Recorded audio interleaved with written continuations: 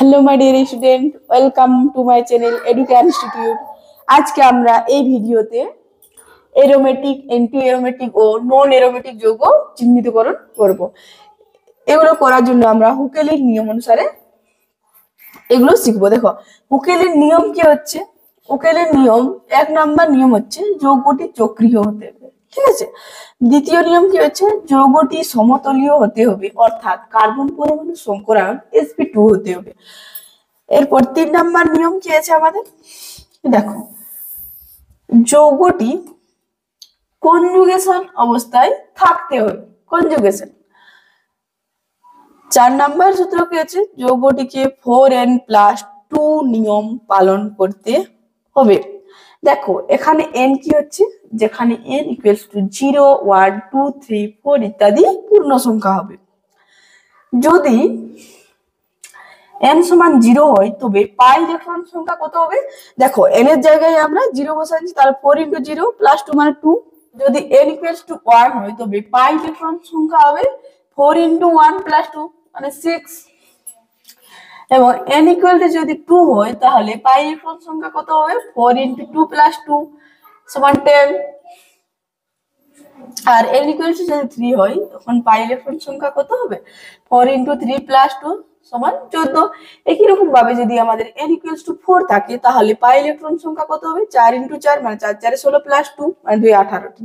ঠিক আছে। দেখো, এখানে আরেকটা জিনিস আমাদের মনে রাখতে হবে, সেটা কি হচ্ছে? কোন যৌগ উপরের দিক থেকে 4টি নিয়ম পালন করলে, কটা? 4টা, তাহলে কি হবে? এরোমেটিক। তাহলে কোন 4টি? এই উপরের 4টি। উপরের 4টি নিয়ম কি কি? একটু আগেই বললাম, নিয়ম যদি পালন করি তাহলে আমাদের কি হবে? এরোমেটিক হবে। আর দেখো, যদি 3টি নিয়ম পালন করি তাহলে অ্যান্টি এরোমেটিক হবে, এবং যদি 2টি নিয়ম পালন করি তাহলে হবে নন এরোমেটিক। দেখো, এখন আমরা শিখবো এরোমেটিসিটি নির্ণয়, মানে এখানে এরোমেটিক কোনটা, অ্যান্টি এরোমেটিক কোনটা, আর নন এরোমেটিক কোনটা চিহ্নিত করব। দেখো, এটাতে আমাদের কি আছে? বেঞ্জিন রিং আছে, মানে এটা আমাদের চক্রীয় আছে। ফার্স্ট রুল হয়ে গেল। সেকেন্ড রুল কি ছিল আমাদের? মানে sp2 সংকরায়িত হতে হবে, সমতলীয় থাকতে হবে। তাহলে এখানে দেখো, এখানে double bond single bond, double bond single bond, double bond, আবার সিঙ্গেল বন্ড। তাহলে এটা কি আছে আমাদের? sp2 সংকরায়িত আছে, মানে দুটো রুল হলো। এরপর কনজুগেশন অবস্থাতেও আছে, মানে এর 3টা রুলও পালন করলো। এরপর 4 নাম্বার রুল আমাদের কি ছিল? 4n+2 রুল পালন যদি করে। 4n+2 রুলে দেখো, এখানে আমাদের কি বলেছিল? পাই ইলেকট্রনের সংখ্যা যদি আমাদের 2, 6, 10, 14, 18 হয় তাহলে ওগুলো হবে আমাদের 4n+2 রুল পালন করবে। তো এখানে আমরা কত পাচ্ছি পাই ইলেকট্রনের সংখ্যা? দেখো, এখানে এই বন্ধনটাতে দুটো পাই ইলেকট্রন সংখ্যা, এই বন্ধনটাতে দুটো পাই ইলেকট্রন সংখ্যা, আর এই বন্ধনটাতে দুটো পাই ইলেকট্রন সংখ্যা। তাহলে এটা আমাদের কি হয়ে গেল? এটা হলো আমাদের এরোমেটিক।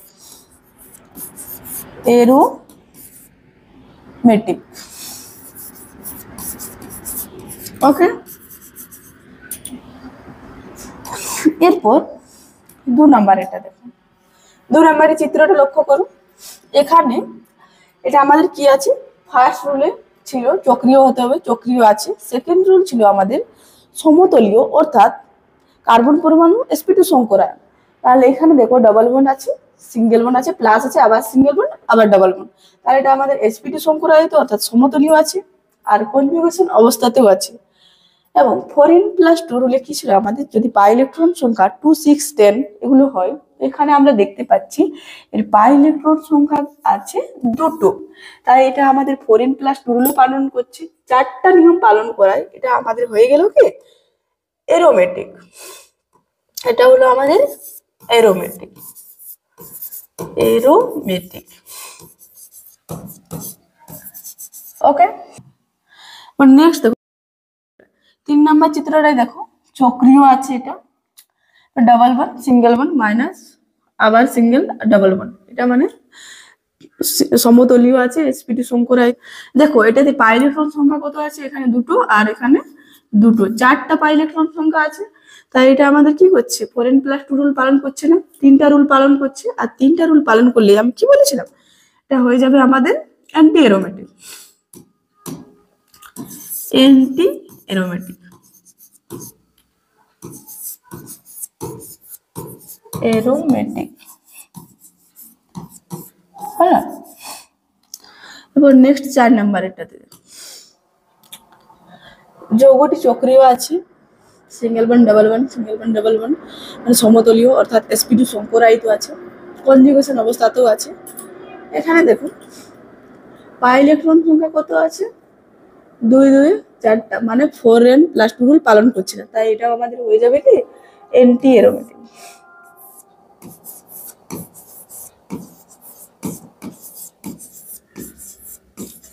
এরোমেটিক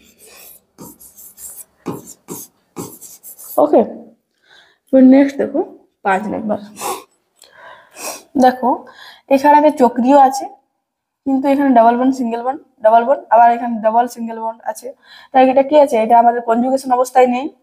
আর এখানে দেখো 4n+2 রুল পালন করছে না, যেহেতু এখানে আমাদের কি আছে 4টা পাই ইলেকট্রন আছে, তাহলে এটা আমাদের কি হয়ে গেল নন এরোমেটিক। ওকে, তাহলে আমাদের নন এরোমেটিক।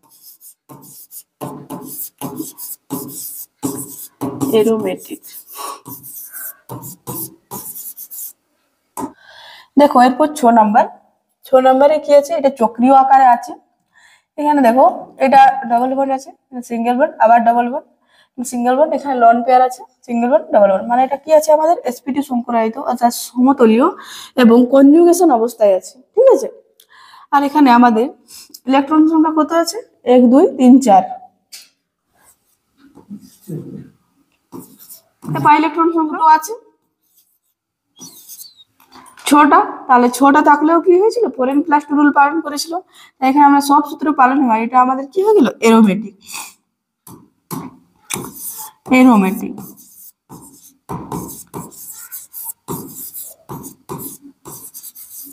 ওকে। নেক্সট দেখো 7 নাম্বার।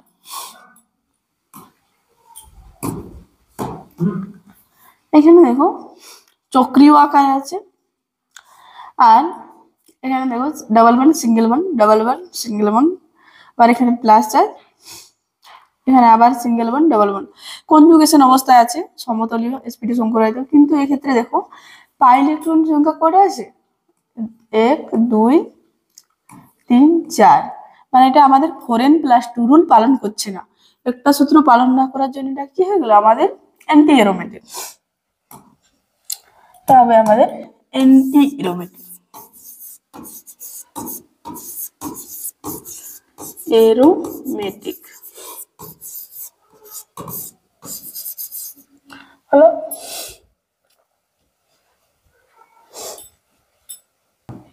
এরপর দেখো 8 নাম্বার। 8 নাম্বারেরটাই দেখতে পাচ্ছ এখানে চক্রীয় আকারে আছে।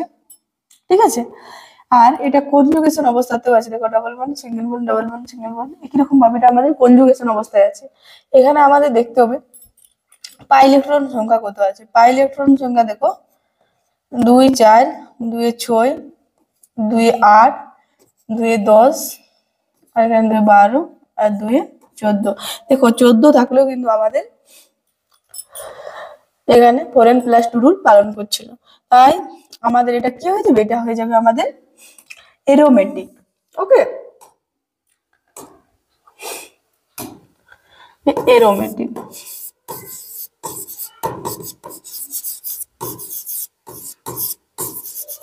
হলো। আজকে এই পর্যন্তই, এরপরে ভিডিও আমরা খুব তাড়াতাড়ি নিয়ে আসার চেষ্টা করব। তোমাদের যদি ভিডিওটি ভালো লেগে থাকে তাহলে লাইক শেয়ার কমেন্ট এবং চ্যানেলটি অবশ্যই সাবস্ক্রাইব করে দিও।